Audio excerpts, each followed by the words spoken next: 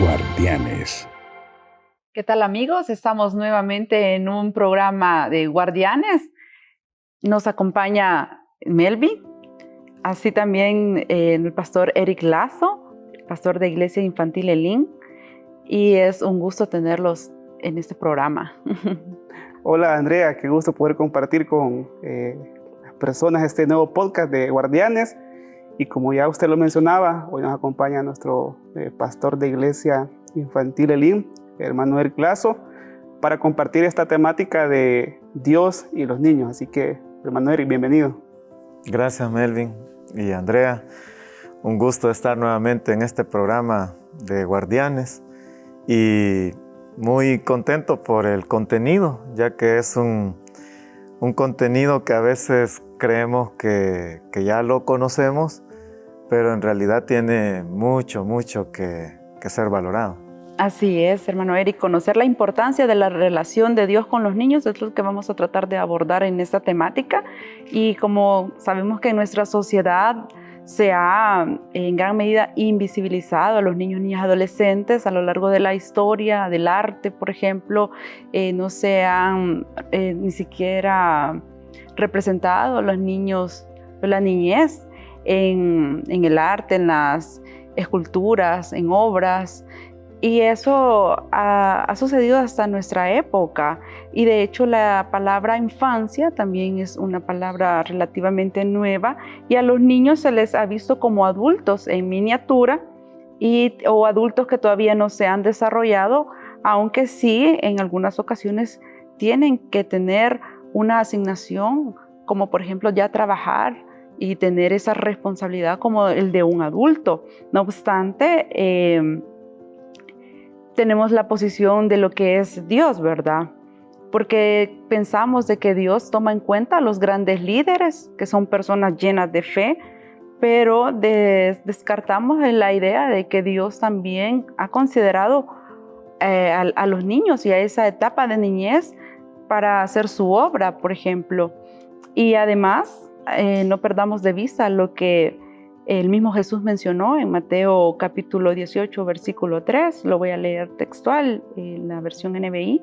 Entonces dijo, les aseguro que a menos que ustedes cambien y se vuelvan como niños, no entrarán en el reino de los cielos. Dios siempre ha usado a los niños y está interesado en todo lo que tiene que ver con ellos y por lo tanto, pues, tener esa relación con Dios y los niños no es la excepción.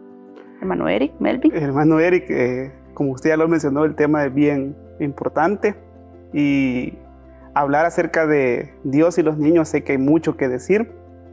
Y para ponerle un orden a esta conversación, quisiéramos arrancar preguntando ¿qué son los niños para Dios, pastor? Bueno, así como mencionó Andrea, hay muchos textos bíblicos que hablan sobre la niñez y sobre cómo Dios los ve y también sobre cómo Dios quiere que los adultos los veamos. Entonces, lo primero que debemos mencionar es que Dios ve a los niños como un ser humano. Andrea decía que a veces se ven a los niños como adultos pequeños, pero Dios no hace esa diferencia. Dios los ve con toda dignidad, los ve de forma integral, completa, porque para Dios es un ser humano, con todo lo que implica ser un ser humano. Entonces, Dios ve en ellos, también los ve como los más vulnerables. Y por eso en la Biblia, Dios se dice que es el Dios de las viudas y que es Dios de los huérfanos y que Él los protege, que Él los defiende. Entonces los ve como un ser humano completo, con dignidad, a su imagen, a su semejanza, pero también Dios entiende que esa etapa de la vida del ser humano, de ser niño, es la etapa de mayor vulnerabilidad. Y por ser más vulnerable, entonces Él se deja ver como un Dios que los protege, que los cuida. Pero también Dios ve a los niños como sujetos de amor. Él les quiere amar, les quiere brindar su amor y revelar su amor a ellos. Por eso es que en las porciones como las que mencionó Andrea, hay esa utilización de Jesús de poner el ejemplo de los niños para que los adultos comprendamos verdades bíblicas. Entonces, esa es una parte entre muchas que podemos hablar.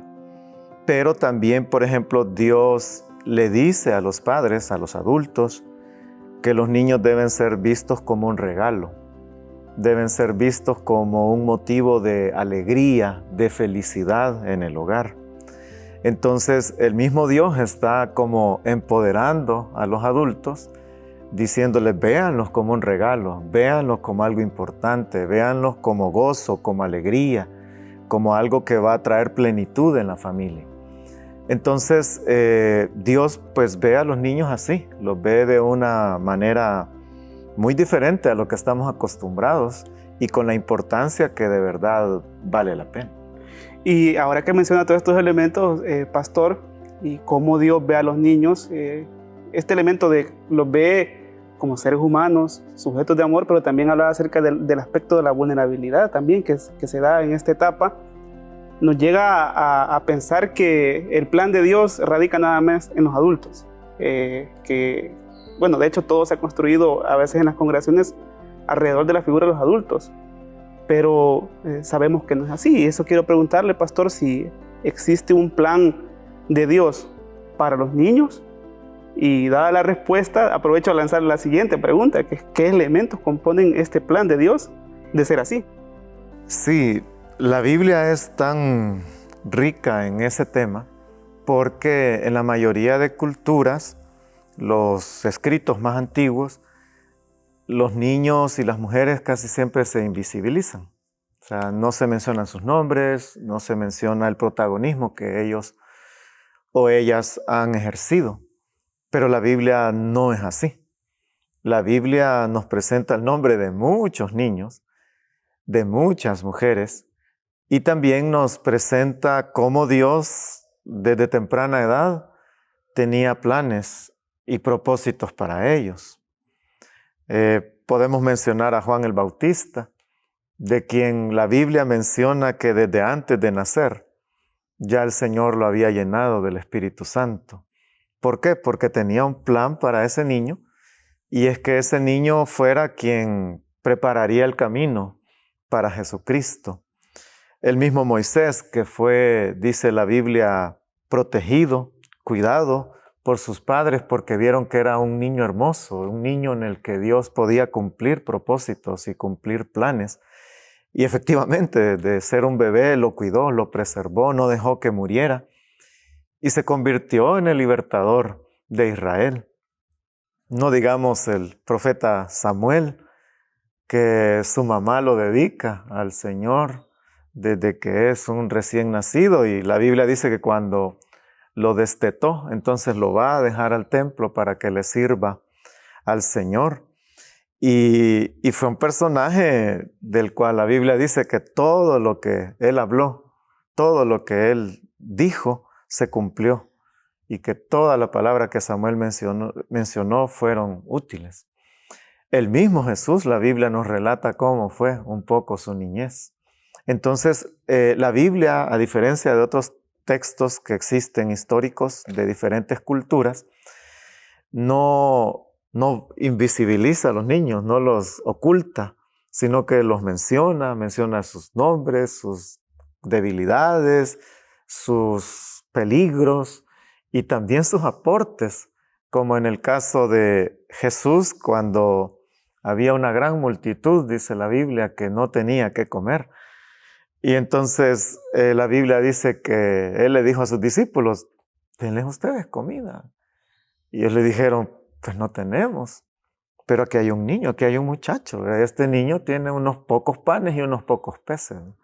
Y Dios utilizó lo que tenía ese muchacho, ese niño, y lo multiplicó para alimentar miles de personas. Entonces, quizás en base a lo primero es que Dios siempre ha mostrado que tiene planes para los niños. Pero si ahora pensamos qué elementos, precisamente va a depender del plan. O sea, para que Juan el Bautista llegara a ser lo que fue, Dios lo tuvo que llevar a vivir al desierto, lo tuvo que llevar al aislamiento, lo tuvo que llevar a preparar su carácter para ser quien iba a levantar la voz de Dios de nuevo. Entonces, para cada niño hay un plan. Y para cada uno de esos planes, Dios tomará elementos. Yo siempre lo he creído que María, a quien el Espíritu Santo visitó para que quedara embarazada y pudiera tener al niño Jesús, era una gran mujer, ¿verdad? Y José, que fue el padrastro de Jesús, fue un gran hombre. Y aunque eran pobres y tenían muchas limitantes, pero iban a lograr sembrar una espiritualidad en ese niño, una forma de vivir en ese niño, para que ese niño cumpliera el plan. Entonces, aún en el hogar que nacemos, en el tiempo que nacemos, en el país que nacemos, son los elementos que Dios va tomando para crear el carácter de esa niña, de ese niño, y que entonces el plan de Dios se cumpla. Entonces, elementos hay muchos. Y en medio de esos elementos es que Dios muestra su plan. A nosotros nos ha sucedido ya adultos. Y es que decimos, por eso viví eso en la niñez. Esto me ha sido útil para enfrentar la vida. Entonces hay diferentes elementos, pero en el control de Dios es cuando va manifestando eso. Muy bien, hermano Eric. En contraposición a la pregunta que Melvin hacía inicialmente, ¿qué son los niños para Dios? Ahora, ¿quién es Dios para los niños?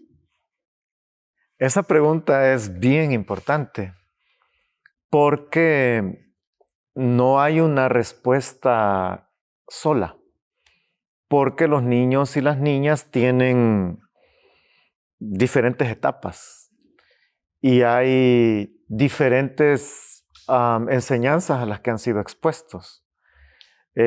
Por ejemplo, en el caso de nuestra infancia, yo no nací en un hogar cristiano, sino que el Señor en su misericordia pues me salvó cuando yo tenía 16 años.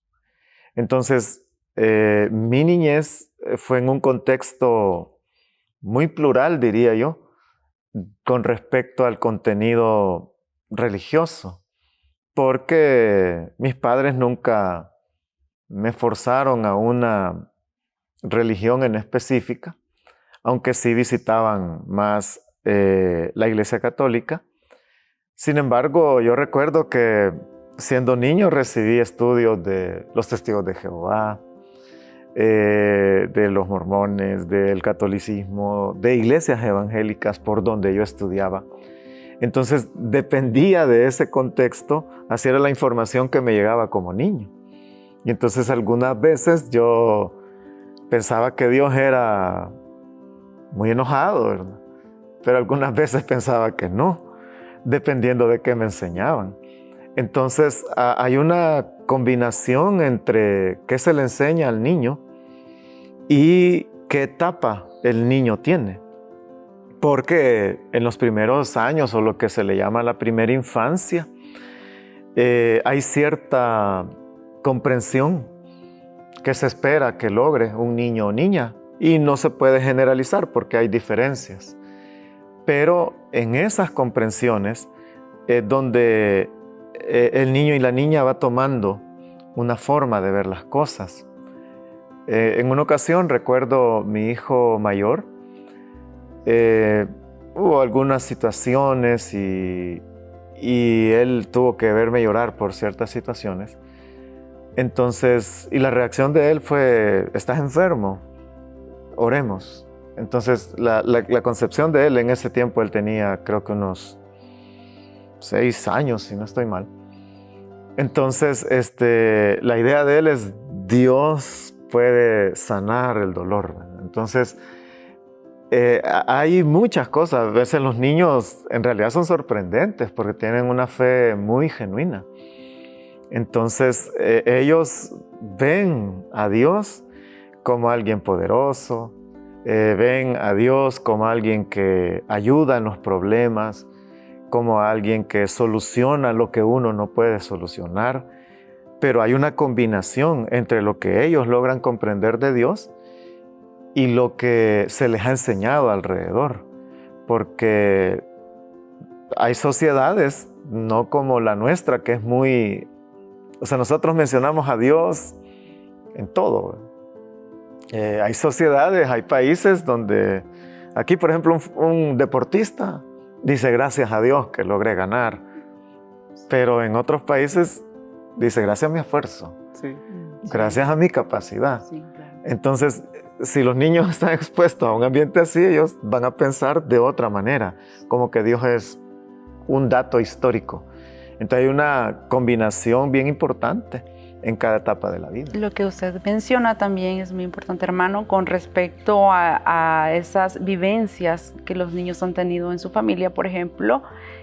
También si los padres se han quedado sin empleo o están pasando un momento de escasez y los padres oran, ¿verdad? Y Dios provee, entonces también los niños pueden ver Dios es un Dios proveedor en esos momentos difíciles, ¿verdad?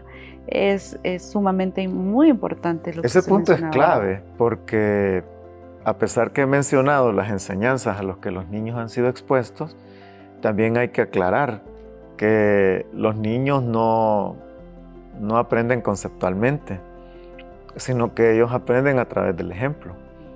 Entonces, si ellos ven a los cristianos que les rodean vivir la fe de cierta manera, eso es lo que les va a marcar. Entonces, si ven el ejemplo de un adulto, de un cuidador, de un padre que a pesar de las dificultades confían que Dios le va a sacar adelante, esa es la imagen de Dios que se hará. Y también debemos aprovechar esos recursos como la Biblia, como la oración, porque eso hará que los niños y las niñas aprendan del ejemplo de lo que nosotros vivimos. El venir a un culto, por ejemplo, el saber que vamos a la iglesia, entonces ya eso es un ejemplo para el niño. Entonces sí hay que aclarar de que no es una clase, sino que es la imitación de lo que ellos verán. Yo quería, perdón, ¿sí? Andrea y hermano Eric, es precisamente eso que usted mencionaba. Yo quería preguntarle que la imagen que tengan los niños de Dios es algo más vivencial que algo conceptual, porque a nosotros como adultos a veces nos hacen esa pregunta. Y para vos, ¿quién es Dios? Y nosotros nos quedamos también a veces como, bueno, ¿quién es Dios? ¿Verdad? No podemos conceptualizar algo tan grande, sino que en pocas palabras esa concepción de quién es Dios para los niños es algo más vivencial. Y esa relación que se crea entre, digamos, el adulto y Dios, y que los niños son esos observadores y de alguna manera tal vez imitadores, esa es la forma como también se va transmitiendo ese mensaje. Pero ¿por qué es importante que los niños propiamente tengan una relación directa con Dios? Es muy importante por lo que mencionamos al principio, de que Dios tiene ya un plan. Dios tiene un plan, tiene un propósito para la vida de cada niña, de cada niño. Entonces, esa relación que logra construir los hará instrumentos útiles. Hay una porción en el libro de los Salmos de que habla de que habrán nuevas generaciones que le adorarán, habrán nuevas generaciones que le servirán, habrán nuevas generaciones que mostrarán el poder de Dios. Entonces, con nosotros no se termina el trato de Dios hacia el ser humano, sino que el trato de Dios con el ser humano vendrá con los siguientes niños, con las siguientes niñas.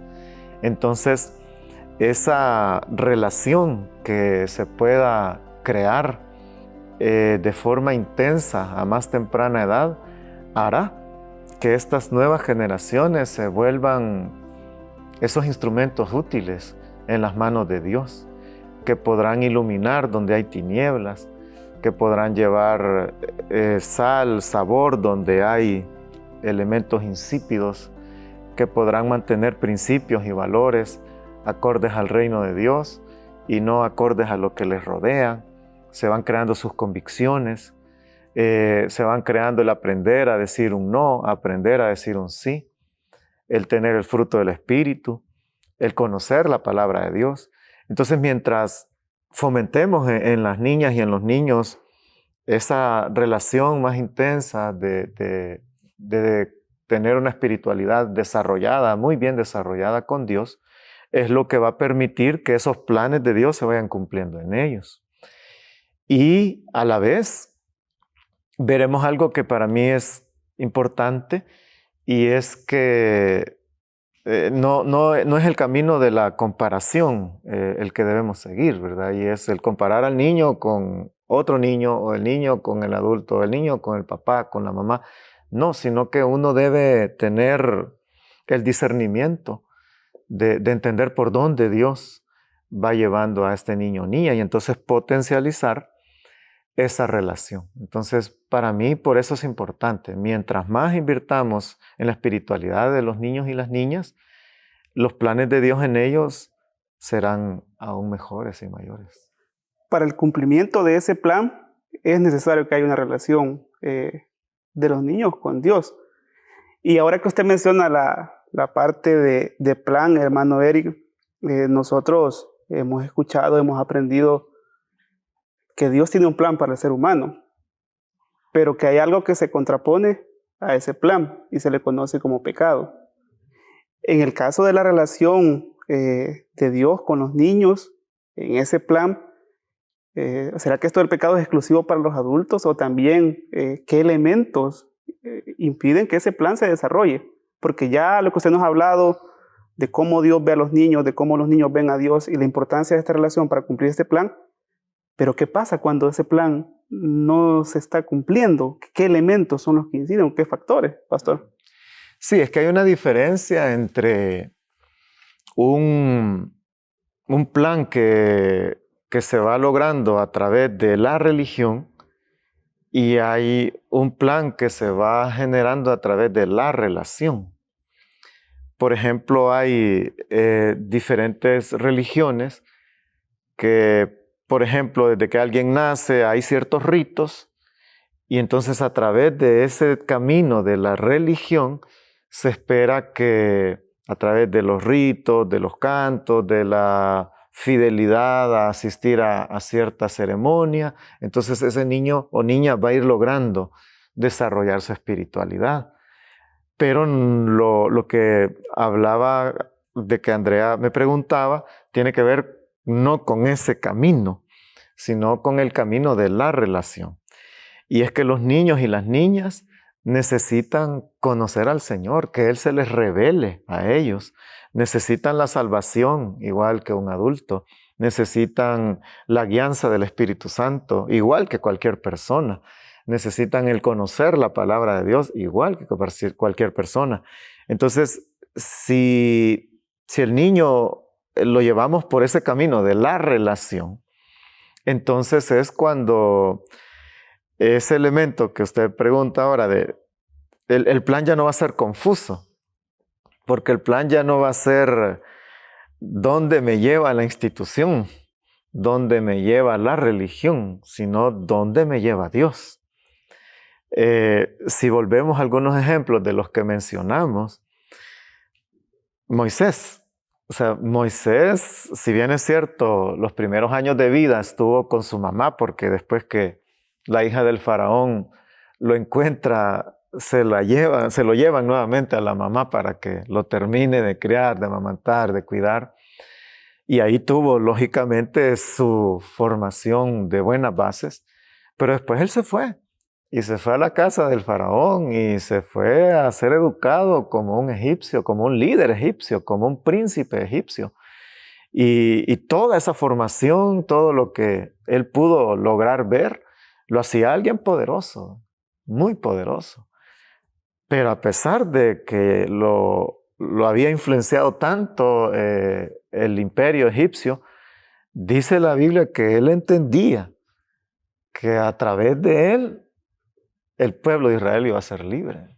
O sea, él entendía, entonces, pero no fue el pertenecer a una línea religiosa, sino el tener esa relación con Dios. Pastor Eric, me surge una duda con respecto a lo que menciona últimamente.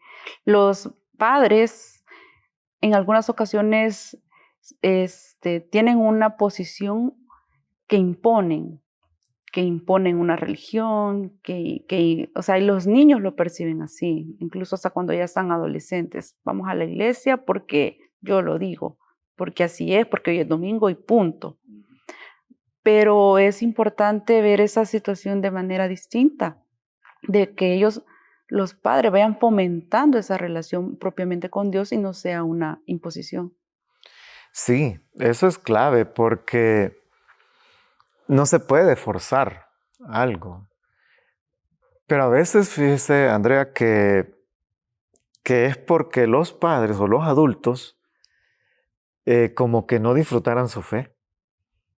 O sea, voy al culto porque si no me ven, van a decir algo. Y entonces es como que viera dos caras. Entonces, la cara de cuando estoy rodeado de hermanos y todo, y es ahí soy amigo, ahí soy responsable, ahí quiero que me vean bien. Y la otra cara es la que ya es la de la casa, ¿verdad? La de la vida misma. Y entonces cuando muchas veces los niños se desencantan de ese elemento religioso, porque ven, aquí no hay relación, aquí no hay disfrute de la fe. Y entonces ellos lo van tomando como muy apático. A veces tiene que ver ese elemento y a veces no. A veces es porque ese niño o esa niña o el adolescente todavía no ha tenido un encuentro con Dios. Y si no ha tenido un encuentro con Dios, no le podemos pedir que viva como algo que no es. Al contrario, le estaríamos dando una mala enseñanza de que él viva de apariencias o que haga cosas de que realmente él no es. Entonces sí es importante que lo que menciona de que a veces los adultos podemos cometer ese error de forzar la fe y no nos damos cuenta que vamos a estar distanciando más ese encuentro con Dios. Pero también hay que tener ciertos acuerdos en familia de que yo no estoy diciendo que el niño o el adolescente nunca venga a un culto, tampoco.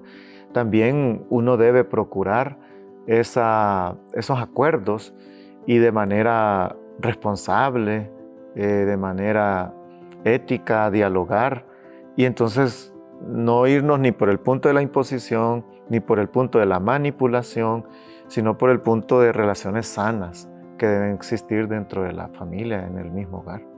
Entonces, esa parte de la imposición, de la religión, son parte de estos elementos que impiden ese cumplimiento de ese plan. Porque fíjese que yo pensaba en la ansiedad que generan ciertos padres, cuidadores, cristianos, creyentes, en querer que así como fue con ellos, también sea con los niños.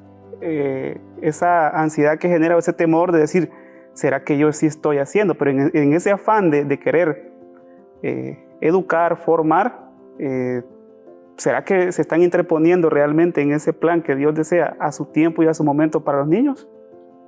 Sí, yo recuerdo en el primer congreso de líderes infantiles que hicimos hace algunos años, al pastor Mario le pedimos que desarrollara el tema de discipulando a la niñez. Entonces, en ese tema, él mencionaba de que el factor común para ser un discípulo de Jesús es que Jesús lo llama. Entonces, los adultos debemos entender que es Jesús el que los va a llamar. No somos como nosotros los que se lo vamos a mandar a Jesús. Entonces, y eso es lo que la Iglesia Evangélica tanto énfasis ha hecho, y es en tener esa relación personal con Dios. Entonces, sí cometeríamos un error en querer replicar nuestras vivencias, nuestras experiencias en encasillarlos en la vida de los niños y decir, tú ya eres un hijo de Dios o tú eres evangélico, sin haber pasado el proceso de Dios, de que los llame, de que los cambie, de que los perdone, de que los adopte como sus hijos. Y entonces comenzar por ese camino, ¿verdad? Que es el camino que puede parecer bueno, pero es engañoso. Yo recuerdo hace años, no sé si todavía existe esta revista, pero hay una revista que se llama Apuntes Pastorales y hace unos 20 años quizás que yo leí una edición donde hablaba de cómo se puede cometer el error en los niños que nacen ya en iglesias evangélicas y le llamaba él el nominalismo, que no solo hay, por ejemplo, católicos nominales, sino que también hay evangélicos nominales. Y es que van a los cultos, se saben las letras de las canciones, se saben muchos versículos de la Biblia, y todo el mundo les dice hermanos, hermanos, y van creciendo esos niños y creemos que ya están en el camino. Cuando decía esta persona que escribía, no han tenido un encuentro aún con el Señor. Sí, no han ido a una discoteca, sí, no han estado en una cantina, sí, porque han estado bajo un modelo diferente de familia. Pero eso no quiere decir que no deben tener un encuentro con el Señor. Entonces, a mí me pareció un consejo muy atinado, porque está mostrando de que lo primero es que Dios los llame, que Dios se revele a ellos. Entonces, ese es el camino y no el que a veces el adulto quiere como imponer o matizar, porque al final esos caminos son cortos y no llevan a mucho desarrollo en la espiritualidad de la niñez. Bien, hermano Eric, ¿quiénes son los llamados a fomentar esa relación con Dios? Ya escuchamos de que es un camino que hay que seguir, ¿verdad? Que no es fácil, pero ¿quiénes son los que deben de fomentar llegar a esa buena relación con Dios? ¿Será que es tarea exclusiva de los padres, de los cuidadores, o hay otros elementos, otras personas que también son llamados, o podemos llamar instituciones, o es una tarea exclusiva de la iglesia? ¿Quiénes son los llamados, pastor? Bíblicamente los llamados es la familia, es el vínculo donde ese niño o niña está formándose. Es la familia la encargada de guiar espiritualmente. En la práctica del judaísmo, ellos tenían bien claro esos elementos, que era los primeros años de vida, quien transmitía la espiritualidad era la mamá.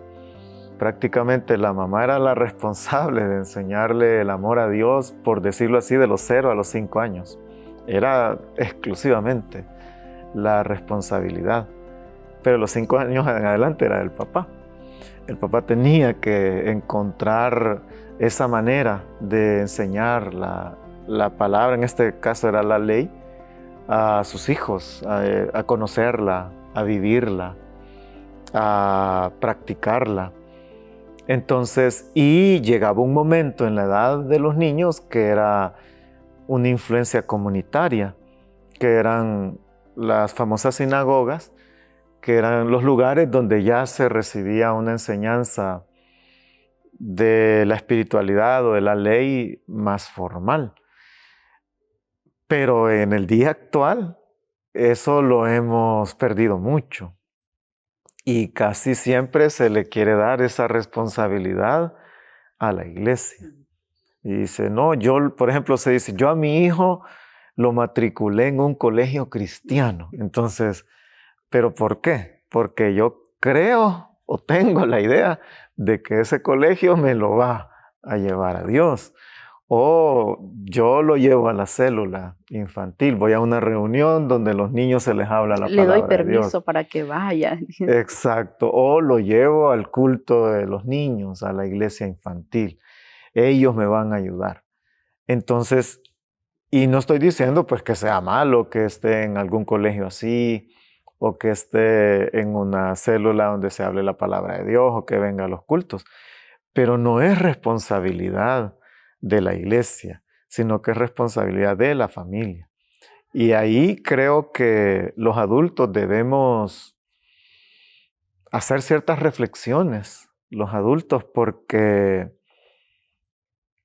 en realidad los niños hablar de temas de Dios son muy buenos. Son muy buenos los niños, o sea, tienen dudas, las externan. ¿Por qué haces esto? ¿Por qué no haces esto? Ellos dialogan mucho. Yo tengo 2 hijos, uno que va a tener 12 años, uno que va a tener 7. Entonces, y ellos dialogan mucho en esos temas, ¿verdad? Entonces, ellos están hablando, preguntando de Dios mucho. Y ahí es donde uno tiene esas oportunidades de ir a esos contenidos tan importantes. Ellos ven la forma de las prácticas espirituales que uno tiene. Ellos ven cómo uno trata a los demás. Entonces eso es lo que en realidad la Biblia enseña, de que nosotros como familia somos los responsables espiritualmente de la guía de las niñas y los niños. ¿Que la comunidad hará su parte? Sí. ¿Que la iglesia hará su parte? Sí. ¿Que el centro escolar hará su parte? También. Pero nada tendrá la fuerza de lo que se vive en la familia. Hay un libro que es muy bueno, aunque es para la juventud, pero nos ilustra lo que estoy mencionando. Es un libro que se llama La Fuga. Es escrito por un español. Y entonces él pone los argumentos de qué hace mal la iglesia para que los jóvenes se vayan de la iglesia. Y qué hace mal el joven para irse de la iglesia. Y entonces va como equilibrando. Es bastante pequeño el libro, pero es muy equilibrado, muy bueno. Entonces, a veces eso puede suceder, ¿verdad? Y es que si los niños son expuestos a un mal testimonio, que no se vive lo que se predica, entonces es cuando no nos daremos cuenta del gran daño que les estaremos haciendo. Y queremos que en el culto de la iglesia infantil los niños sean como restaurados, readecuados, si nosotros mismos lo estamos haciendo mal en casa. Entonces, bíblicamente los responsables somos nosotros. Es lo que enseña Deuteronomio, se enseña desde ahí, no digamos con el tema de los niños que hablamos, del niño Juan el Bautista y del niño Jesús de Nazaret. ¿Cuánto los padres influyeron completamente en su espiritualidad? Entonces, sí, somos los adultos los responsables de eso. ¿Cómo podemos enseñarles a esos niños a tener esa relación con Dios? Pienso que hay dos caminos básicos.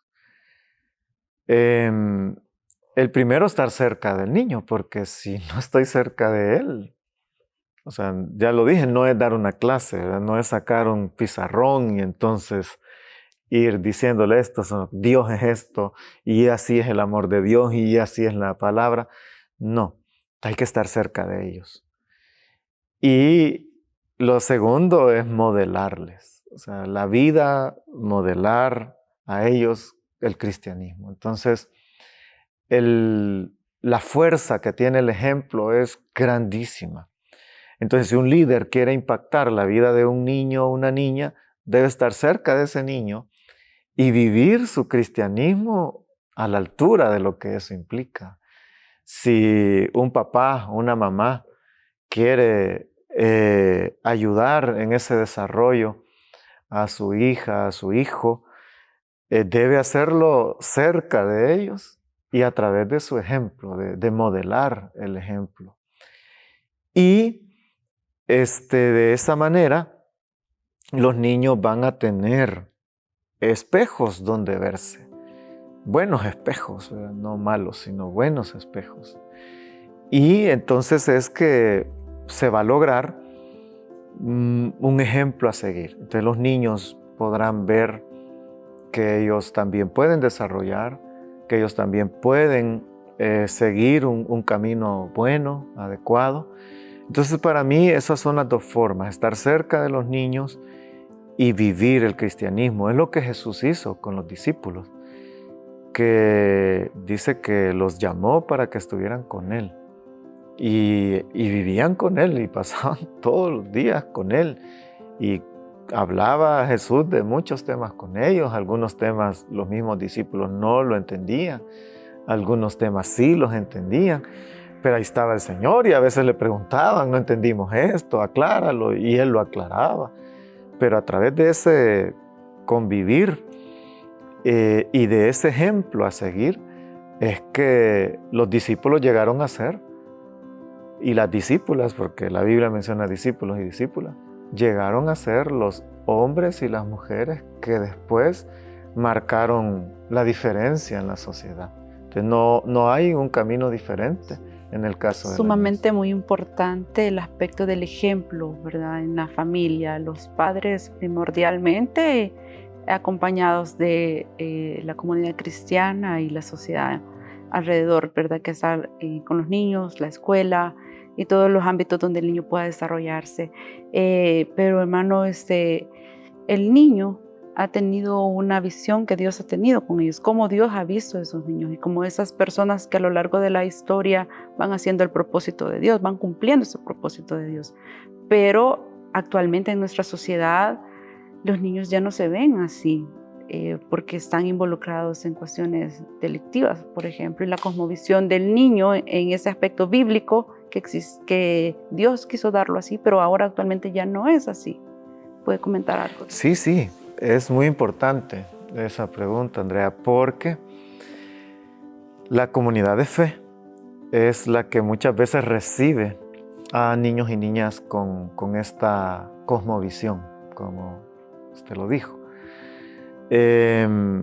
Hay unos vacíos que las familias hemos ido dejando en los niños y las niñas, unos malos ejemplos que hemos dado. Entonces eso afecta de tal manera la comprensión de los niños y niñas, que es cuando piensan que el camino de la fe es un camino que ya no tiene valor, ya no tiene significado. Ahí es donde la comunidad de fe debe cambiar su discurso y cambiar sus métodos, porque a veces el contenido que le llevamos a los niños es de hundirlos más. Yo recuerdo haber platicado hace años con una hermana y me decía, yo no sé por qué a los jóvenes se les habla de solo problemas, te va mal, te va mal, te va mal. Nunca se les habla de cosas buenas que Dios quiere lograr para ellos. Y entonces yo comencé a revisar a veces los contenidos que se tienen con los jóvenes y muchas veces es así, el recriminarles las cosas y no el sacar el potencial que Dios puede lograr a través de ellos. Entonces hay niños y niñas que ya están afectados en su autoestima, están afectados por los malos testimonios, por los problemas que han habido en la iglesia, entre creyentes o en la misma familia, viviendo mal su fe.